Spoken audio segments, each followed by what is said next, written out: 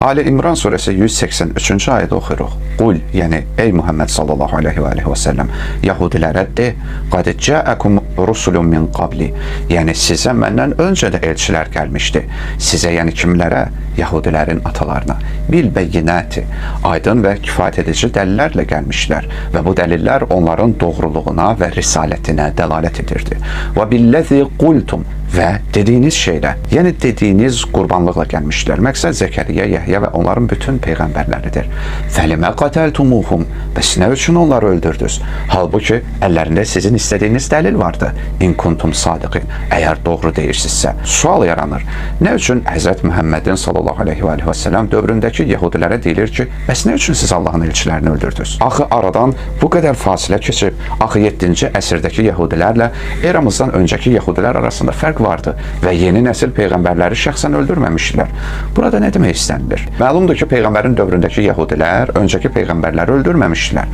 Lakin onların daxili meyilləri və düşüncələri peyğəmbərləri öldürmüş kəslərin lehinə idi. Bu üzdən Allah onları qatil adlandırır. Çünki bu cinayət əməlinə onların razılıqları və meyilləri vardı. İndi bu məsələyə diqqət edin. Əgər bir adam xeyir bir şeyi arzulasa, lakin ona gücü, imkanı çatmazsa, mərhəmətli Allah həmin adama bu xeyrin savabını yazacaq. Məsələn, bir nəfər çox arzu edir ki, kaş 5 imkansız ailənin uşağını maliyyələşdirib, onların təhsil almasında vasitəçi olardım. Allah həmin adamın qəlbinə nəzər salır. Görür ki, bu adam düz deyir də, səmimidir, olsaydı imkanı mütləq edərdi, amma imkanı yoxdur. Allah ona bunun mükafatını yazar. Bir də var ki, sən bir günah etmək fikrinə düşsən, nə qədər ki o günahı etməmişsən, sənə heç bir günah yazılmaz. Beynində günahı çək-çevir et, amma etmədiyin halda yazılmır. Allah o qədər mərhəmətlidir ki, hətta günah edən kimi adama möhlət verir, bəlkə tövbə edər.